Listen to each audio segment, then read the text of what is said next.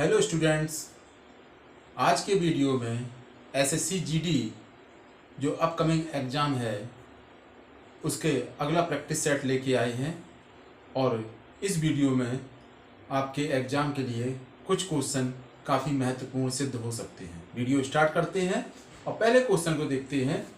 गुट निरपेक्षता का मूल अभिप्राय है, मतलब जो गुट निरपेक्ष है इस शब्द का मीनिंग क्या है। तो ध्यान रखना, जो गुट निरपेक्ष जो दिया गया था ये जब पूरे वर्ल्ड दो भागों में बंट गया था कोल्ड वार के समय, यूएसए एंड यूएसएसआर सोवियत संघ में, तो उसी समय भारत, ईरान जैसे कुछ देश जो गुट निरपेक्षता में आ गए थे।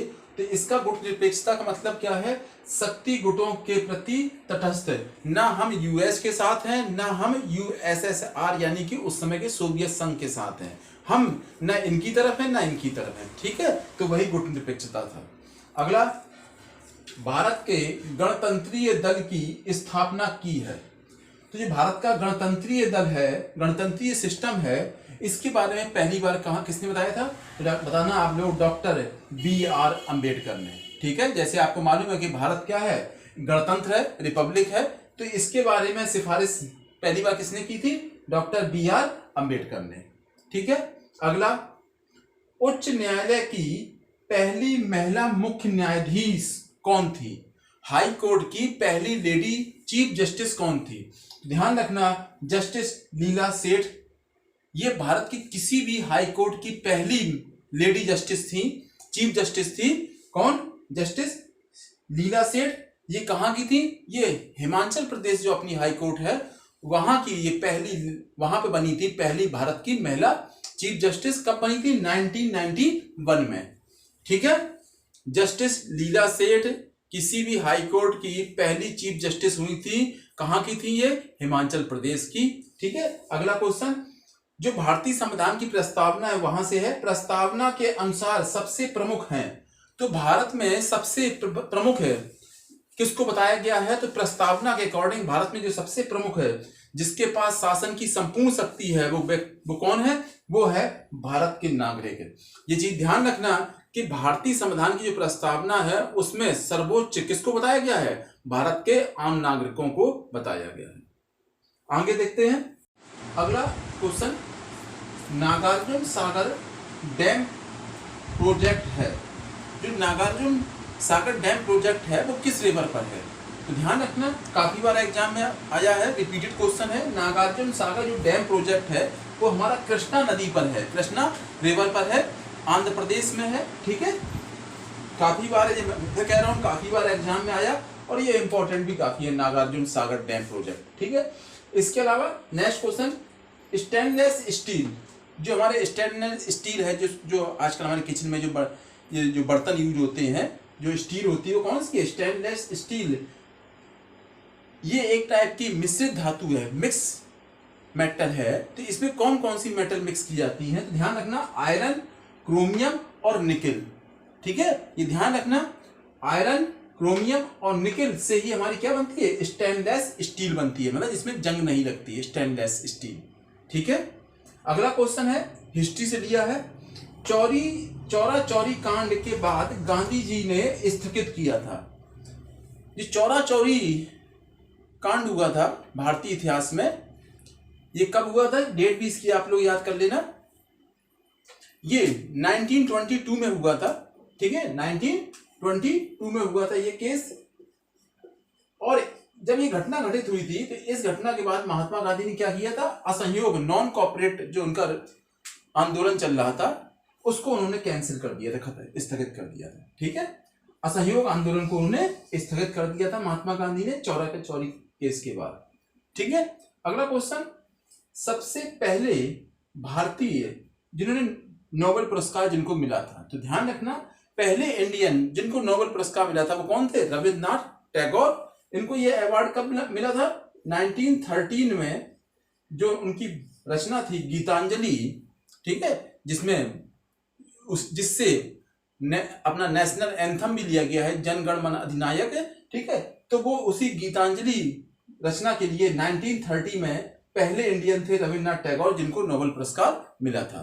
ठीक है, आप ये सारे क्वेश्चन देखें। ठीक है, आगे देखते हैं। गुरु शिखर क्या है? ठीक है, गुरु शिखर क्या है? ध्यान रखना, जो वर्ल्ड की ओल्डेस्ट माउंटेन रेंज है यानी कि अरावली, तो अरावली रेंज का जो सबसे ऊंचा हाईएस्ट पीक है वही क्या है? गुरु शिखर है। और ये कहाँ पड़ता है? ये राजस्थान में जो माउंट आबू है वहाँ पर ये गुरु शिखर पर्वत है। ठीक है, ये ध्यान रखना, ये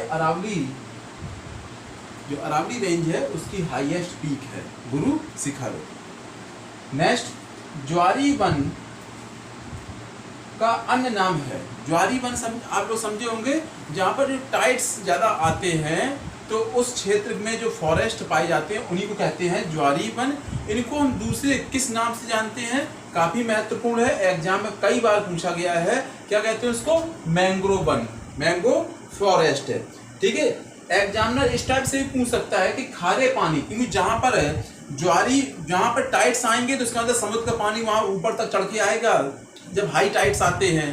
ठीक है, तो दूसरी तरफ से पूछ सकता है कि सलाइन वाटर में कौन से फॉरेस्ट होते हैं? तो सलाइन वाटर में कौन से होते हैं? मैंग्रोव फॉरेस्ट पाए जाते हैं। ध्यान रखना, इसको हम मैंग्रोव भी बोल सकते हैं, इसको हम लोग टाइड्स फॉरेस्ट भी बोल सकते हैं। ठीक है, अगला, राजस्थान में खेतड़ी प्रसिद्ध है।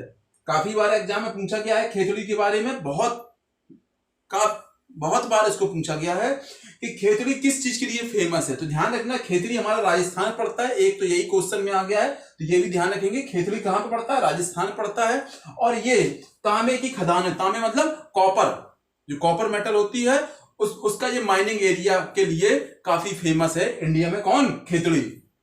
ठीक है, अगला, भारतीय मरुस्थल की एक नदी है। तो जो इंडियन डेजर्ट एरिया है वहां की एक मेन रिवर कौन सी है? लूनी रिवर है, लूनी नदी है, लूनी रिवर है भारत इंडियन डेजर्ट एरिया की। ठीक है, इसके अलावा लूनी के लिए ये भी याद रखना, ये एक ऐसी नदी है भारत की जो अपने एंड पॉइंट्स पे पहुंचने से पहले ही रास्ते में लुप्त हो जाती है, समाप्त हो जाती है। ये रन ऑफ कच्छ में जब बहती है तो वहीं पर ये वहीं पर रास्ते में खत्म हो जाती है। ठीक है,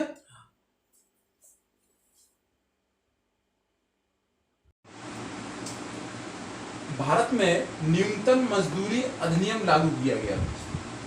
तात्पर्य क्या है कि आप किसी भी व्यक्ति को एक मिनिमम जो उसका जो वैल्यू होगी, चार्ज देना होगा आपको, उससे कम नहीं दे सकते हैं। तो उसके लिए कानूनी रूप दिया गया कि आप किसी भी व्यक्ति को जो आप काम के लिए रखते हैं अपने आप, तो उसको इससे कम पे नहीं करेंगे। तो ये अधिनियम यानी कि एक्ट है, भारत में पहली बार कब लागू किया गया था? 1948 में। ठीक है, क्योंकि पहले के टाइम पे भारतीय समाज में क्या है, एक बेगार प्रथा हुआ करती थी जिसमें व्यक्ति से काम करवाया जाता था और उसका कोई पे भी नहीं किया जाता था। तो इन चीजों पर रोक लगाने के पर्पज से ये अधिनियम लाया गया, एक्ट लाया गया और ये हमारे फंडामेंटल राइट में भी शामिल किया गया। ये चीज ध्यान रखना। ठीक है, तो जो ये एक्ट है मिनिमम मजदूरी का जो एक्ट कब लाया गया? 1948 में लाया गया। ठीक है, अगला क्वेश्चन, भारत के किस राज्य में सबसे पहले गैर कांग्रेसी सरकार बनी? काफी महत्वपूर्ण है ये चीज, थोड़ा ध्यान रखना कि भारत को पहला स्टेट कौन सा था जहां पर पहली बार गैर कांग्रेसी सरकार का गठन किया गया था, ये गठन हुआ था। तो कौन सा पहला स्टेट था? केरल। ये ध्यान रखना आप लोग। ठीक है, यहाँ पर 1952 में गैर कांग्रेसी सरकार कम्युनिस्ट पार्टियों द्वारा गठित की गई थी। ठीक है, अगला क्वेश्चन, लोकनायक कहते हैं, ये एक किसी व्यक्ति का उपनाम है। ठीक है, तो लोकनायक किसे कहा जाता है भारतीय राजनीति में? तो भारतीय राजनीति में लोकनायक कहते हैं जयप्रकाश नारायण को। ध्यान रखना, इनका इमरजेंसी के दौरान काफी महत्वपूर्ण रोल देखा जाता है जयप्रकाश नारायण का। इनकी एक फेमस प्रसिद्ध पुस्तक है प्रिजन डायरी, वो भी एग्जाम में कई बार पूछी गई है, प्रिजन डायरी। ठीक है, मैं नाम लिख दे रहा हूं, इनकी बुक का नाम क्या था? Prison diary. काफी फेमस बुक है इनकी और एग्जाम में भी कई बार पूछा गया है कि लोकनायक कौन है। लोकनायक आपके जयप्रकाश नारायण है और इनकी जो फेमस बुक है उसका नाम है प्रिजन डायरी। इसके अलावा अगला क्वेश्चन, संयुक्त राष्ट्र सुरक्षा परिषद जो हमारी सिक्योरिटी काउंसिल है, जो हमारी सिक्योरिटी यूएनओ सिक्योरिटी काउंसिल है, उसके 5 परमानेंट मेंबर है। उन्हीं की बात हो रही परमानेंट मेंबरों की। तो उसमें 5 जो परमानेंट मेंबर है वो कौन कौन है? तो ध्यान रखना, यूएसए संयुक्त राष्ट्र अमेरिका, रूस, चाइना, फ्रांस और यूनाइटेड किंगडम यानी कि यूके, ये इसके परमानेंट मेंबर हैं। जब से यूएनओ गठित हुआ है तब से इसकी सुरक्षा परिषद की ये 5 प्रमुख मेंबर है, मेन मेंबर है। ठीक है। इसके अलावा इस काउंसिल में 10 टेम्परेरी मेंबर होते हैं, पर उनका जो टाइम होता है वो 2 साल का होता है। 2 साल बाद ये 10 मेंबर हट जाते हैं और उनकी जगह नए मेंबर आ सकते हैं। ठीक है। पर जो परमानेंट मेंबर हैं सिक्योरिटी काउंसिल की वो यही है, यूएसए है, चाइना है, रसिया है, चाइना है, फ्रांस है और ग्रेट ब्रिटेन है, सॉरी यूनाइटेड किंगडम यानी कि जो इंग्लैंड वाला पार्ट है वो इसमें शामिल है। ठीक है। आप इन क्वेश्चनों की प्रैक्टिस करेंगे और वीडियो यदि पसंद आया हो तो वीडियो को एक बार लाइक शेयर जरूर करेंगे। धन्यवाद।